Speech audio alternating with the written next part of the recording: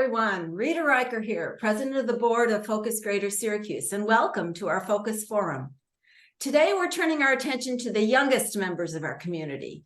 We have experts with us who will help us understand the impact of trauma on young children and discuss how we can address it.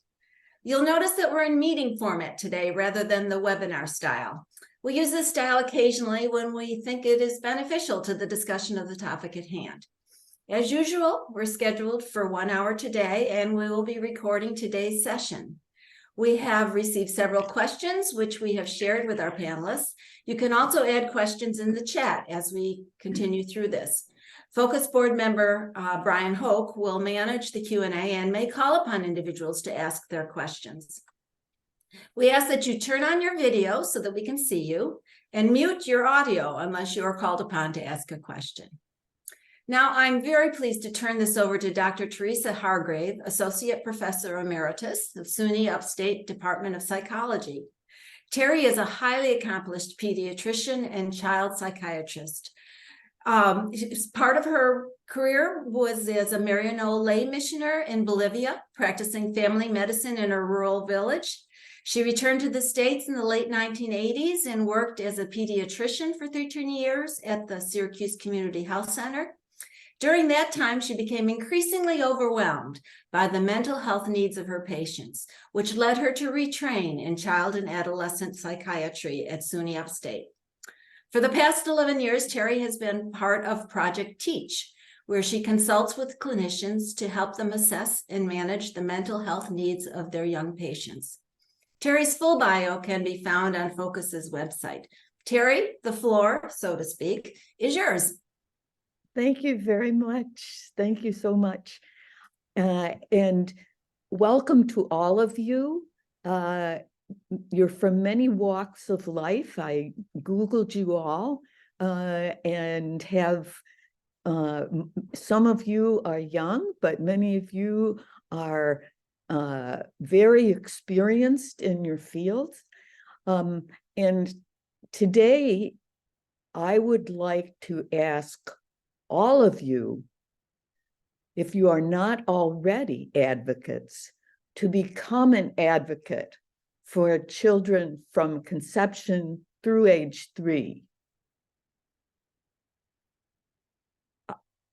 That's my key word. Now, 3 concepts to remember. Critical period, relationship, and poverty. What are those 3 concepts? In the privacy of your Zoom link, please say those things out loud to yourselves.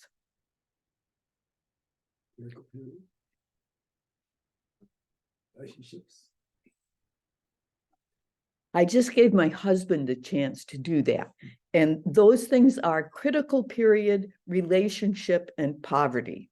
Now, to expand on them in a sentence, the critical period in brain architecture development that makes for lifelong social emotional skills is from conception to age 3. And relationship experiences builds a baby's brain, both prenatally and especially in the first 3 to 5 years of life. Thirdly, poverty is toxic to baby brain. Now, I'll elaborate a little bit on these 3. So, why is pregnancy through 3 a critical period for social emotional development?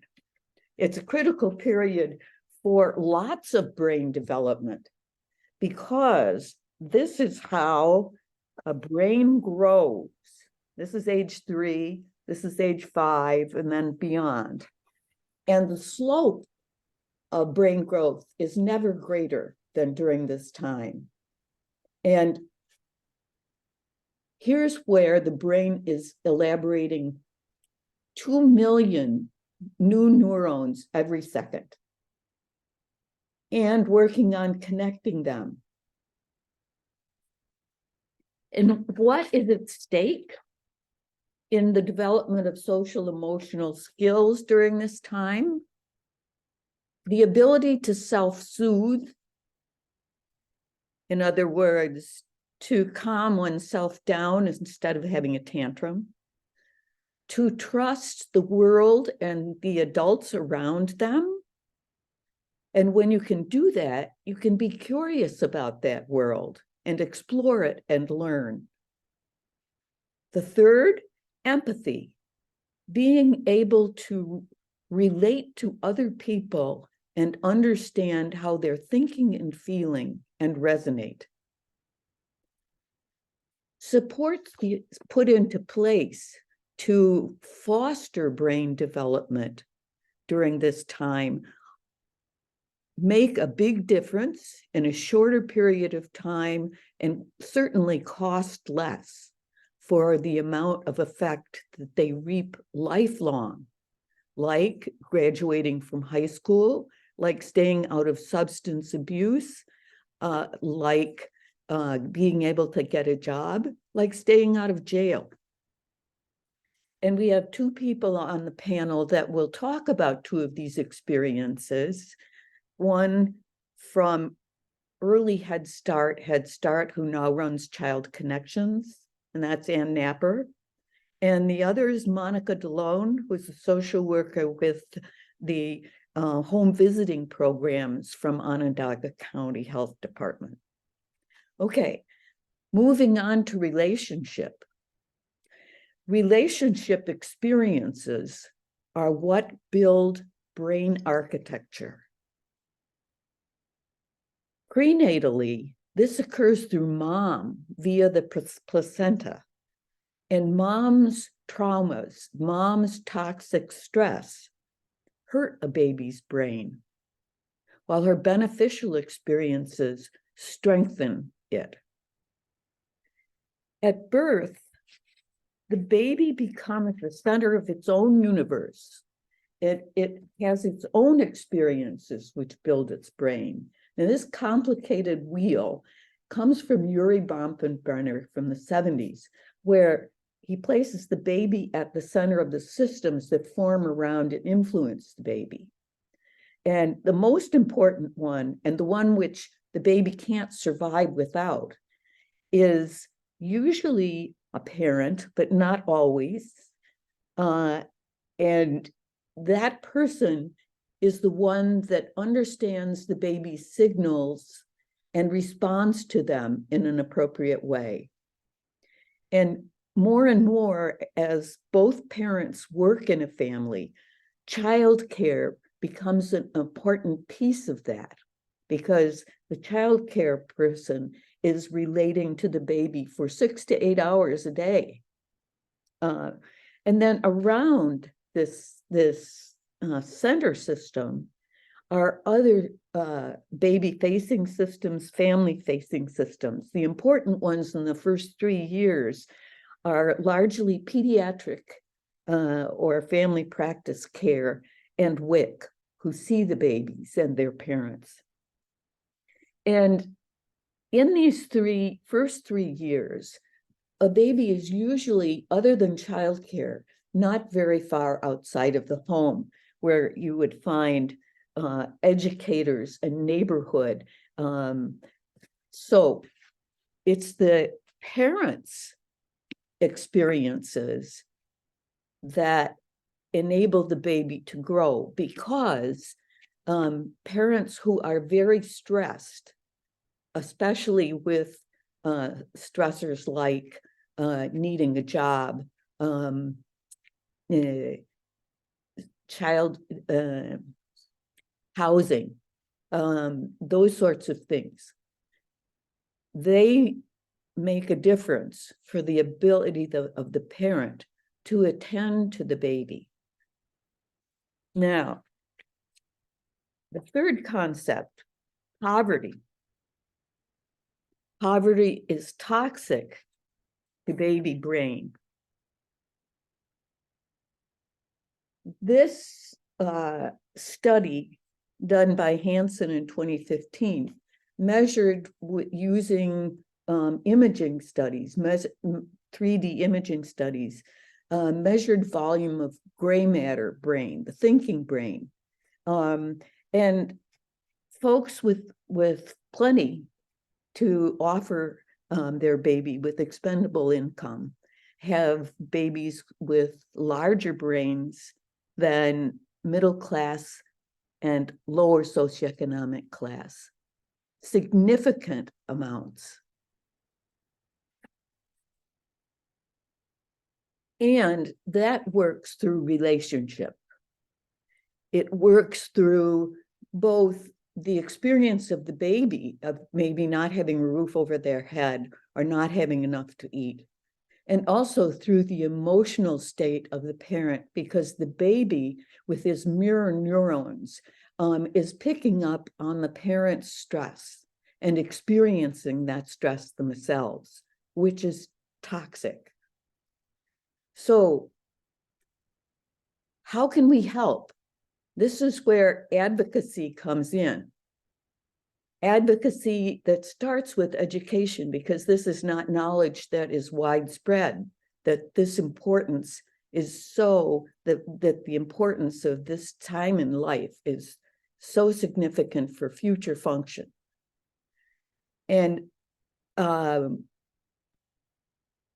parents and babies don't vote. Parents don't have time to vote.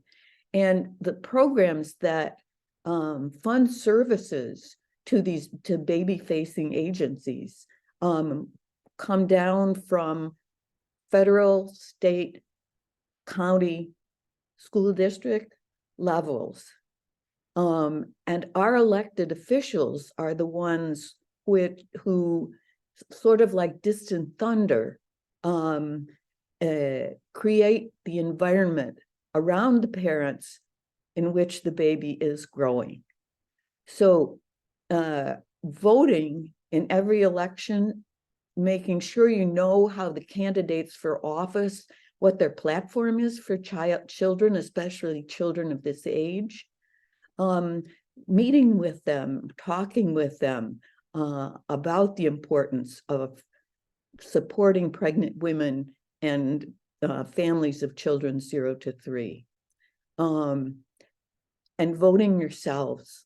Babies can't vote. We need to vote for them and vote for the people that have their best interests in mind. And with that, I'm now going to turn it over. Oh, I forgot.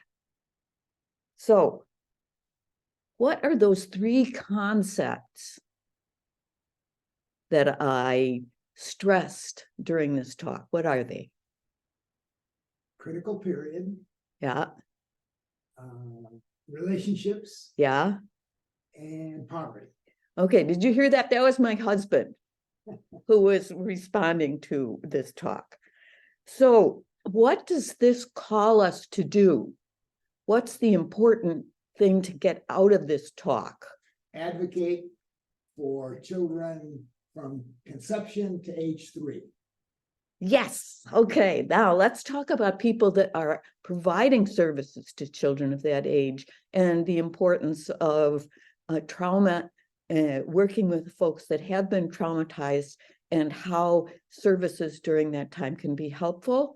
And first, I'm going to call on Ann Napper, who's at the top of my screen, who has lots of experience with early Head Start, and now is the director of Child Care Connections, which educates and does licensing for those who provide child care in all different forms throughout this county and the surrounding 5. So Ann, take it away. Thank you, Terry. First, I would like to start off by saying thank you to everyone who registered for this webinar today. I'm excited to see all your faces. First, I also would like to mention that I have been working in childcare since 18 years old. I had my first job as a Head Start teacher. I also worked as a center director, then a Head Start director, and now the executive director of Child Care Solutions. So I've had childcare in my life for, without aging myself, over 30 years. With that said, when I was asked to do this presentation, I was thinking about some of the children I've worked with over the years, and one child in particular stands out to me. We will just call her Gigi. So in one of my programs, Gigi came to us at the age of 3. Prior to coming to us, she had experienced some severe trauma. She was what we call crib babies, where they stayed in the crib, they ate in the crib, very rarely held by their parents. When Gigi was able to climb out of the crib herself, mom put her in a dog cage. That's where she ate, that's where she went to the bathroom. Very rarely was outside of that dog cage, and also experienced some physical abuse. She was then taken from the home and placed in foster care, and her foster mom brought her into our program. On the first day, teacher puts out the breakfast. Gigi takes her plate, goes over in the corner and sits in the corner and begins to eat. The teacher goes over and says, "You have to come to the table." And she had very few words. She knew no, stop, can't, and a couple other words in her vocabulary. And so, as you can probably tell, she was significantly developmentally delayed. So as the teacher proceeded to reach and grab her plate, she bit her, broke the skin. So of course, all of us that worked in childcare, when a child bites us, we're upset, it affects us. And sometimes we don't know how to approach or react to the behavior of a child that is struggling. Needless to say, Gigi's time at our program was very, very difficult for the teachers. So in telling that story and being a center director at that time, I thought, okay, what is it that my staff need for their own mental health and to support children and families who have experienced trauma? So one thing is, as childcare providers, we can support children who have experienced trauma, and I'm sure you all know this, by creating a safe and nurturing and understanding environment. Terry had mentioned earlier about relationship building. Building a positive relationship is so key when you're working with children and families that have experienced significant trauma in their lives. Engaging the caregivers in conversations, getting to know them, and building a sense of trust with the family is key into ensuring that the child will be successful while he or she is in your program. Another thing that we looked at when we assessed our staff needs is training and professional development. Staff crave professional development. Providing training on trauma-informed care will help them understand the impact on children's development and also help them understand the behavior and how to work with children with those behaviors. And the training would have to be ongoing PD. We also looked at assessment and identification. We had protocols that we had to put into place so staff will be able to identify triggers that children may be experiencing so that they can be proactive as opposed to reactive when a behavior occurs. So we also do that through implementing curriculum, which is trauma-informed curriculum, as well as a social emotional curriculum. Working with programs, when my registrars go out and work with the programs, one of the things that they would ask the providers, do you have a social emotional curriculum? Some say yes, some say no. So we would be able to make some recommendations. Having a social emotional or trauma-informed curriculum will give staff the language so they can avoid judgment and blame when they're working with these children, and use language that validates their feelings. There were times where there's a child crying in the classroom. What's wrong? What do you need? Why are you crying? Instead, validating their feelings. You seem to be very upset right now. What's going on? Talk to me. You know, and if they don't want to talk, that's fine. When you're ready, let me know when you're ready to talk. With little Gigi, I had told the teacher, is it really that important for her to sit at the table and eat? Maybe she's fine over there. You have to remember where she came from. So the teacher, the next day, she went down, Gigi got her plate, went to the corner. The teacher picked up her plate, sat down next to Gigi. They both ate lunch in the corner of the classroom. And this went on for a couple of weeks. She still would not go to the table. So then she started implementing picnic Fridays. So she brought in a picnic tablecloth, laid it on the floor, and every Friday, all the kids would sit on the floor and eat their lunch.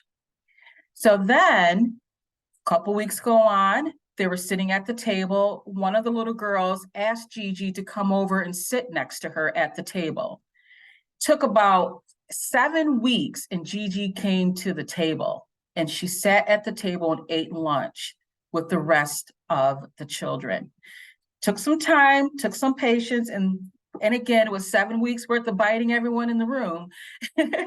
But we were able to get her in a place where she needed to be, and that's because we provided those additional supports. A couple other things I just want to mention in addition to the curriculum, partnering with supportive services.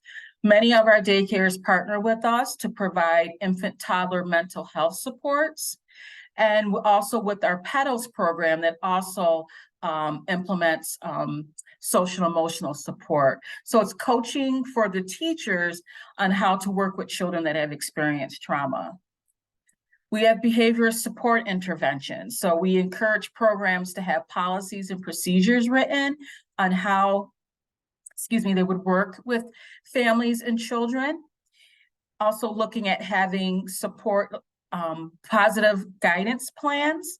One of the curriculums that we used was conscious discipline, and conscious discipline is an excellent curriculum that helps the teacher compose themselves first in addressing how they're going to react to the behavior and then working with the child through their behavior. We also want to have some cultural sensitivity in our approach and recognizing that the cultural factors may affect how children respond to trauma. And lastly, self-care. Promoting for activities or professional development for your staff to take care of themselves, because working with children with trauma is a difficult task. Behaviors are hard, it's difficult, especially if you're in the classroom with them all day long. So promoting self-care and wellness for the teachers in the classroom. So with that said, I'm going to turn it back over to Teresa. Thank you.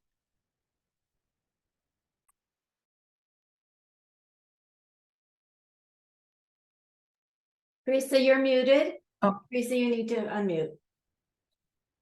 Oops. Okay. So I am so proud of what Anne is doing. And what she does with her team is she scaffolds for them how they can behave with the child. And that's what any of us that are working with parents or even in the community with parents, relating with parents in the way that you'd like to have them relate to the child. So thank you so much, Anne, for what you do and for your presentation. And now, Monica, I know that you have had long years of experience in working not just with young children, but also with pregnant women in the home visiting programs in Onondaga County. So please tell us some about your experiences. Absolutely. Hi, everyone. Thank you so much for being here on Friday. I know sometimes it could be hard to engage in a webinar at the end of the week, and we really appreciate you being here. Like Terry said, my name is Monica Delone, and I'm a public health social worker for the Healthy Families program. For those of you who aren't familiar with Healthy Families, we're a program through the Maternal Health Division of the Onondaga County Health Department. We're a team of community health workers, social workers, nurses, and doulas who provide home-based services to pregnant mothers and parents of young children. We work towards improving the lives of women, children, and families. And our main goal is to help moms have healthy pregnancies so they give birth to healthy babies. And it helps in the aim of helping families provide their children with a healthy start to life. So we provide by providing education on various health topics, advocating for them, referring them to other community agencies to assist them in getting their needs met, any sort of assistance that will help them as individuals and help them parent their children is what we offer. So I'll give two different examples of moms that we've worked with who experienced severe childhood trauma and how it affected their lives and how it affected their parenting. So I'll start with my not so successful story of a client who I'll name Samantha. So one of our community health workers, a public health nurse, and I, as her social worker, worked with this family for about a year. Mom had experienced severe childhood trauma, which included physical and sexual abuse for most of her childhood. She and her husband had 3 children, ages 4, 2, and 9 months. Dad worked all day, Monday through Friday, so mom was home alone to care for the children for pretty much every single day. She constantly expressed feelings of being very overwhelmed. She had a deep depression and severe anxiety. She had never seen a therapist before. So we had made many attempts to connect her with a mental health therapist. She was so overwhelmed with her anxiety and her caregiving responsibilities that she kept declining mental health treatment. So because of her trauma, she trusted very few people to care for her children. We tried many attempts to get her 2 eldest children in some form of child care program, and she just could not agree to it for safety reasons. And so because of that, her children were constantly with her, and she had very little time for self-care. Her eldest son was showing signs of serious behavioral issues, including hyperactivity, defiance, aggression towards her and his siblings. She had developed severe agoraphobia, and she would only leave the home for the family's doctor's appointments and for grocery shopping. Because of this, her 2-year-old was developing a fear of leaving the home. So we, in addition to that, her infant daughter had a cleft palate that required surgery to correct. And there were lots of appointments that preceded that medical intervention. And so she had a lot of anxiety surrounding her daughter's ability to eat, to gain weight, to thrive. And the public health nurse assured her that she was doing everything right in feeding the baby. She was following every single doctor's orders. The baby was gaining the appropriate weight. We were doing weekly weight checks, vitals, and aside from her cleft palate, baby was perfectly healthy. Mom had lost a lot of weight since giving birth to the baby, and then developed body dysmorphia as a result, which also contributed to her fear of leaving the home. And in her case, we tried everything to validate her, support her, advocate for her, educate her, and connect her with the services that we had all agreed would help her. But in the end, what she truly needed was hospitalization and medication, which she was adamantly against. Because again, she was afraid that there would be no one to watch her children.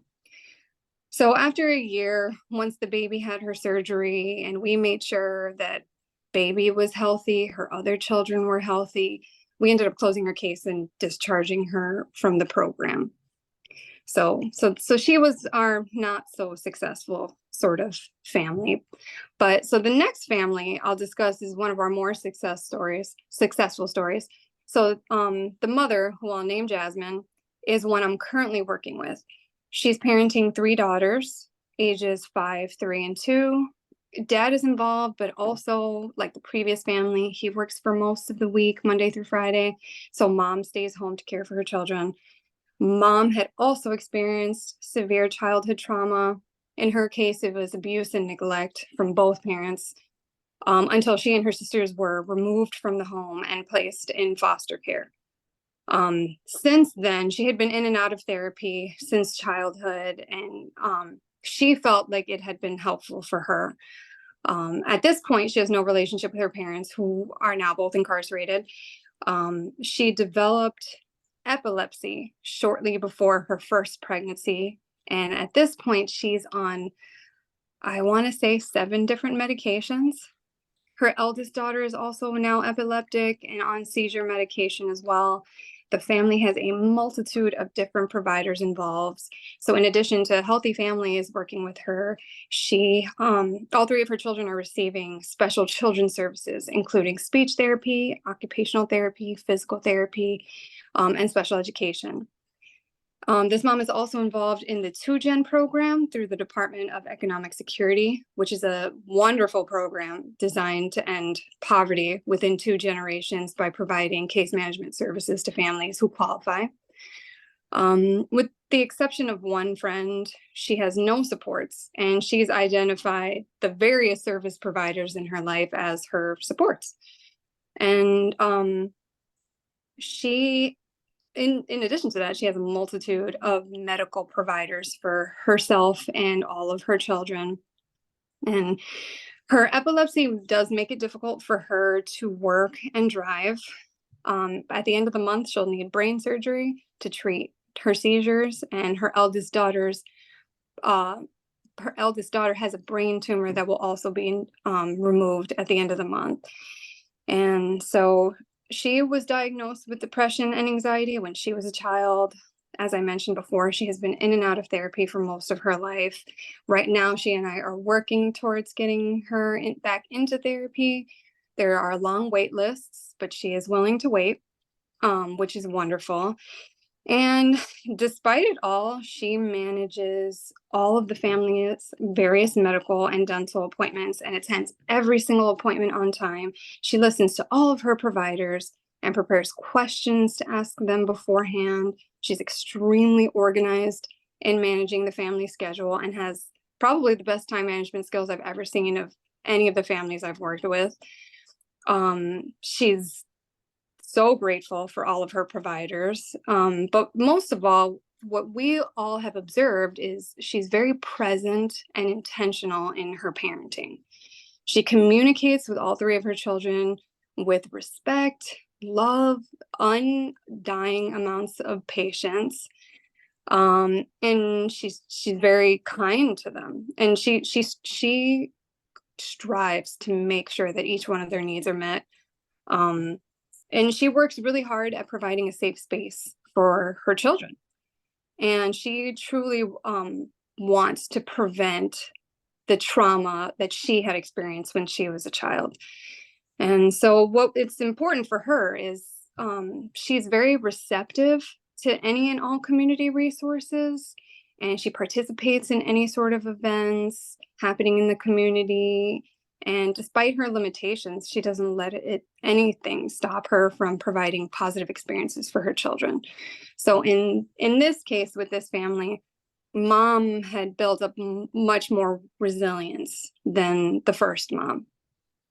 And so we're still currently working with her, and she's just like our shining like success story. And so we love to talk about her. And so that's my experience with those 2 families, and I'll pass it back to Terry at this point. Thanks so much, Monica. Your 2 examples illustrated how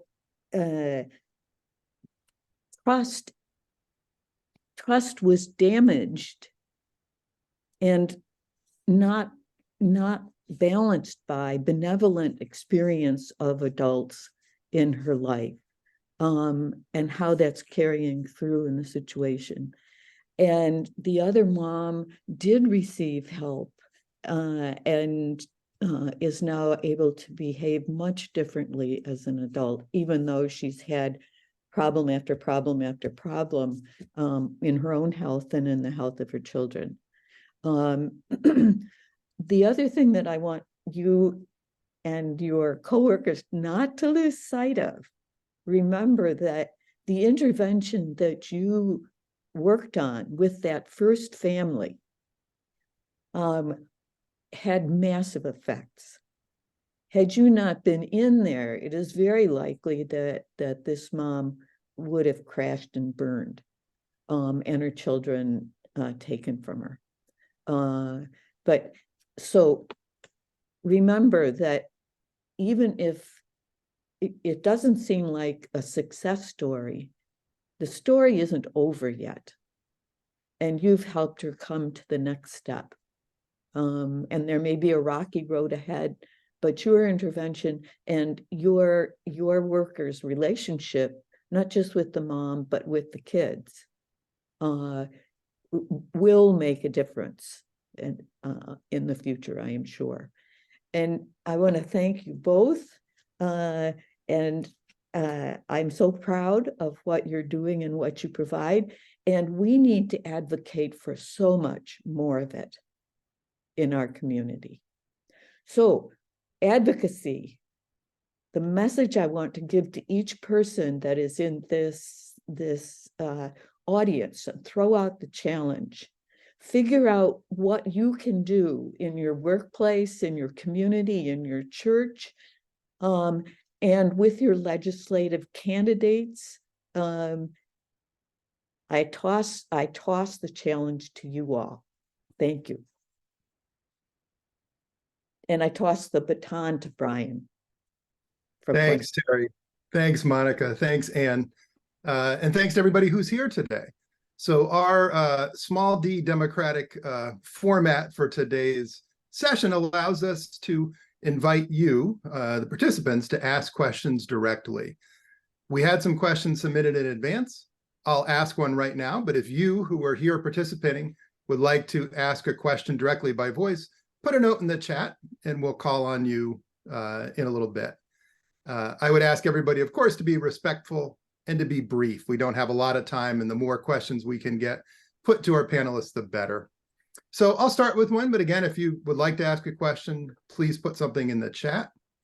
So Jill, who I don't believe is here, and Jill, apologies if you are, but I searched for your name and didn't find it, asks about ways to educate and support childcare providers, teachers, schools.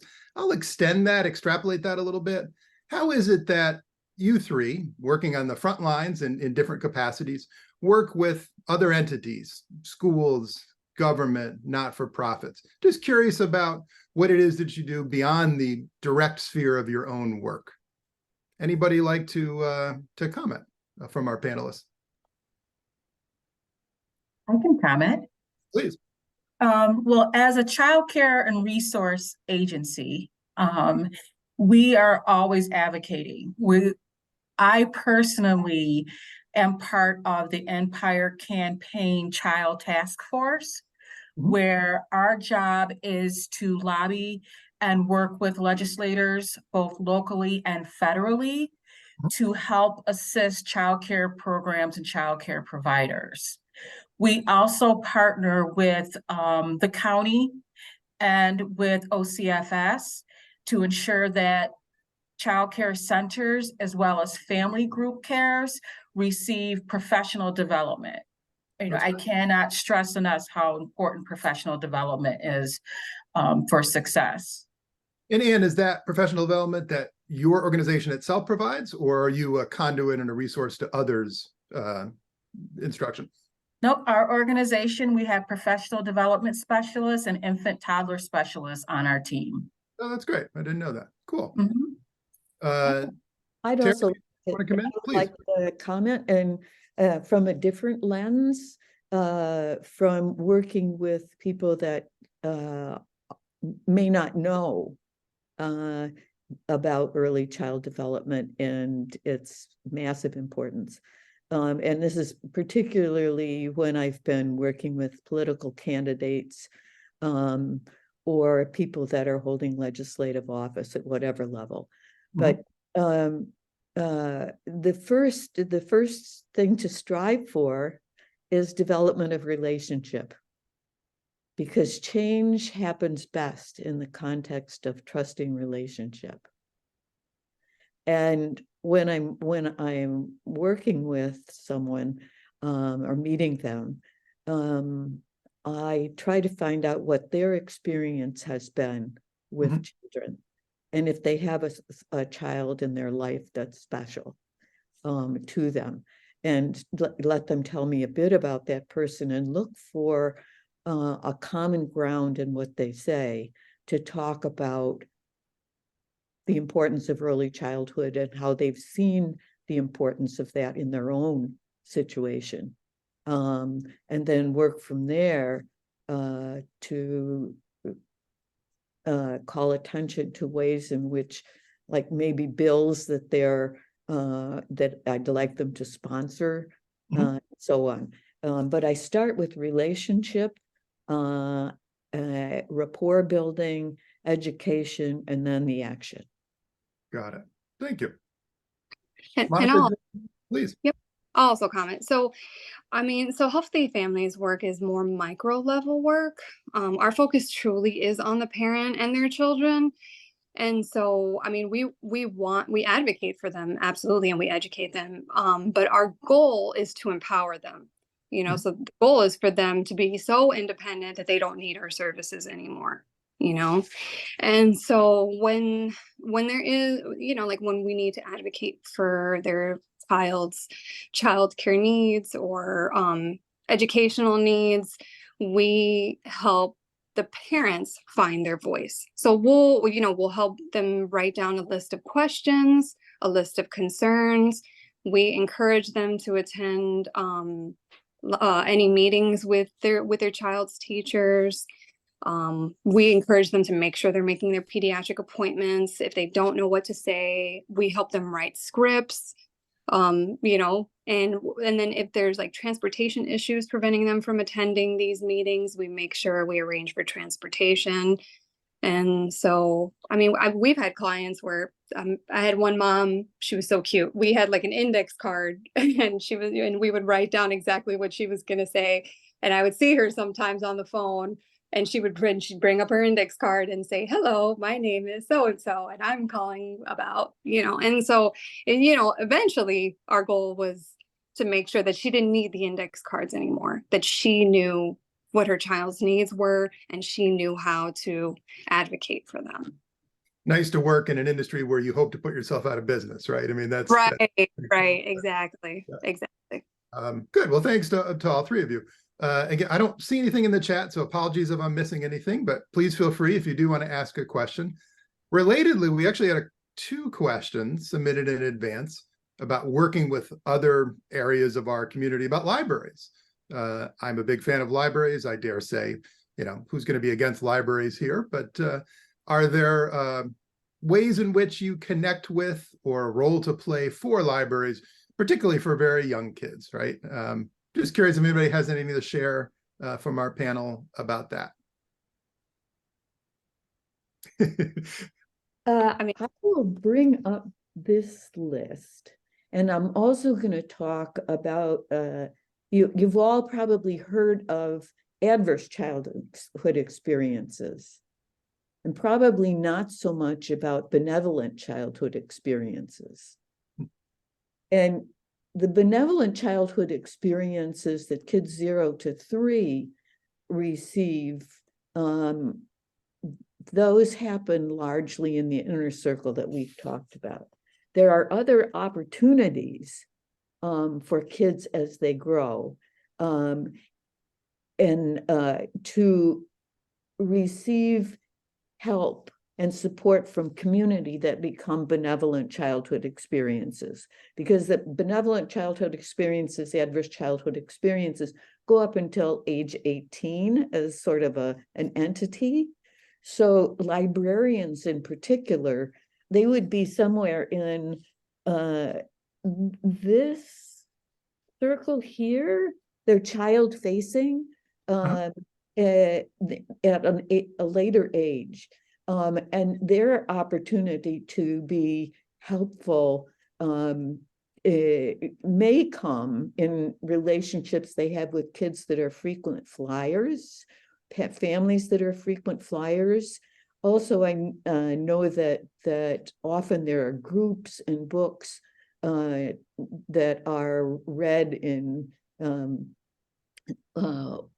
organized meetings for kids and parents, and choosing books that talk about relationship, that talk about emotions, the topics that are discussed can be very helpful. But the challenge I throw out to the library and community, and I was very impressed with how many there were to be on this call, is to come together as a group and to talk about how what they have might fit into advocacy for younger children and pregnant moms. Gotcha. Cool, thanks. Monica or Anna, do you want to come in on the topic of libraries? No, you don't have to, but if you have something to say, we'd welcome it. Just one quick thing. I think it's very also important, because I know a lot of libraries, they collaborate with daycare centers, so children they plan field trips and they go into the libraries. Books on social emotional health, books on promoting expression, self-regulation, all those things that children need in order to be successful. I think it's important that they tap into and collaborate with their local daycare centers. Gotcha. Cool. Something we do is we make sure that each family is enrolled in the Dolly Parton Imagination Library, so that their children can get a free book every month up until the age of 5. But yeah, I mean, we believe that the library is a huge resource. We try to connect every parent to their local library. The second family that I mentioned that I'm currently working with, half of our appointments actually happen at the nearest library around the corner from where she lives. And so, I mean, it's a resource that we constantly refer our clients to. We encourage them to constantly read to their children. We partner with the Early Childhood Alliance, and so we help in promoting their message of the importance of talk, read, sing, constantly talking to your children, reading to your children, playing with your children, singing to them about anything really, and how much it helps promote their development within those first 3 years, and also helps secure that bond, Gotcha. between child. So yeah. Terry, you're first of all, kudos to you for the visual aids. I absolutely love that those are not some PowerPoint. I think they're more effective. I think they're help me to see what you were talking about. And I'll take and twist just a little bit a question that was submitted by Michelle about how to reach parents, because Terry, how do you get the word across? All of you work with parents, all of you advocate for evidence-based policies and procedures and programs. I wonder, how do you reach folks? Do you worry that there are parents that the system in broad terms is not reaching? Is there still a challenge to get out there and find people who need your fine work, you plural? Is that still a challenge? I mean, how to get to those folks who would most benefit, and thus their children indirectly from your work? That's one reason I'm doing this talk, because I'm not ordinarily a comfortable public speaker. I would beg to differ, but this pushes me beyond my comfort zone. Gotcha. So I'm happy to talk with any group of people, for anybody that's on this phone, about the importance of early childhood. In terms of working with parents and getting parents to understand that this is important. There are resources that are there in the community, and the Early Childhood Alliance that was just mentioned is an important source of information. And the 211 line, Early Childhood Alliance has a program called Help Me Grow. And anyone can call that line and ask for Help Me Grow. And then the director of Help Me Grow will or someone on their staff will get back to that person about whatever it is that they're needing or wanting to know. So that's kind of the community resource that's available to anyone. Very good. I'm sorry to interrupt. We have a hand raised, and at the risk of interrupting Ann's or Monica's response, Sandra, we're just about out of time, but raised your hand. Would you like to come in on this? Sandra? Oh, their hand is now down again. All right, well, He was having audio problems. Gotcha. I don't see Sandra among the, oh, there's Sandra. Sandra, if you would like to ask a question, please feel free. All right, well, we're just about out of time. Ann or Monica, oh, sorry, Sandra, go ahead. I don't know if you could hear me now. Yes. You can. Okay. No, I was in agreement with what was being said pertaining to getting the parents, many that I work with here at 2Gen in the program, getting them in initially to start them off, to get them childcare. Many of them are just not having a trusting feeling sending off their children. So it's, a lot of effort we do to give them that sort of comfortable feeling, to let them know what's being offered, the benefits of why your child, should at least try getting some, early education with the childcare here. So that is one of the challenges I could say, is just to encourage the parent, and hearing the wonderful services that are being offered really helps build my discussion with them. That's great. Well, thank you for sharing that. Thanks for your work. We're just about out of time. Perhaps 30 seconds each for each of our panelists. If you don't have to, but if you'd like any brief closing remarks. Ann, do you want to go first? Just in response to Sandra, that some families don't feel comfortable having their child in a daycare setting, but there are family group home daycares, and they're welcome to visit and spend the day getting to know the provider to make them feel more comfortable.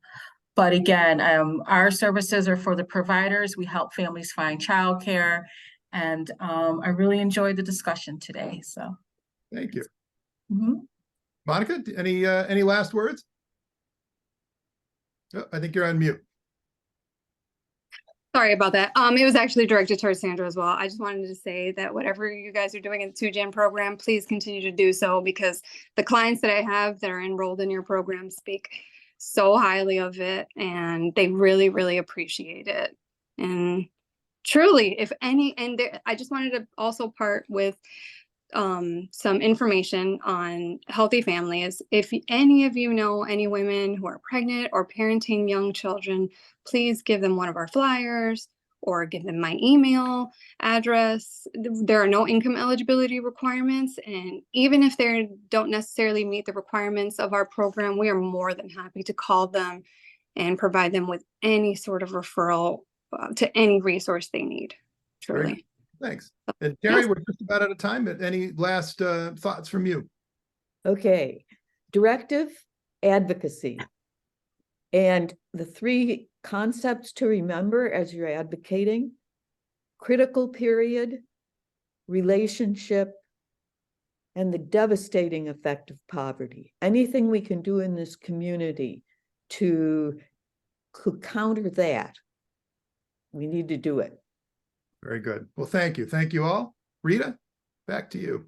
Yes, thank you so much, Terry, Ann, and Monica, for sharing your insights today. And of course, Brian, for helping us with the Q&A.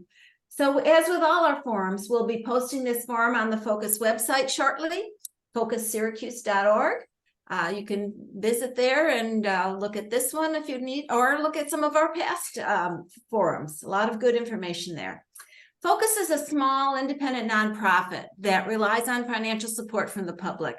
We appreciate any donations to support our efforts, and these can easily be made on our website. We're also delighted to be honoring two people, Mary Nelson and Stan Lindhorst, as our 2023 Wisdom Keepers.